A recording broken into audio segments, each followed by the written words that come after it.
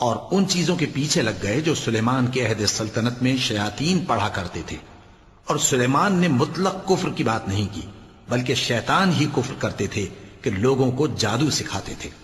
اور وہ یعنی بنی اسرائیل ان باتوں کے بھی پیچھے لگ گئے جو شہر بابل میں 2 فرشتوں یعنی ہاروت اور ماروت پر اتری تھیں، اور وہ دونوں کسی کو کچھ نہیں سکھاتے تھے جب تک یہ نہ کہہ دیتے کہ ہم تو ذریعہ آزمائش ہیں، تم کفر میں نہ پڑو۔ غرض لوگ ان سے وہ چیز سیکھتے جس سے میاں بیوی میں جدائی ڈال دے، اور اللہ کے حکم کے سوا وہ اس چیز سے کسی کا کچھ بھی نہیں بگاڑ سکتے تھے، اور کچھ ایسے منتر سیکھتے جو ان کو نقصان ہی پہنچاتے اور فائدہ کچھ نہ دیتے۔ اور وہ جانتے تھے کہ جو شخص ایسی چیزوں یعنی سحر اور منتر وغیرہ کا خریدار ہوگا اس کا آخرت میں کچھ حصہ نہیں، اور جس چیز کے عوض انہوں نے اپنی جانوں کو بیچ ڈالا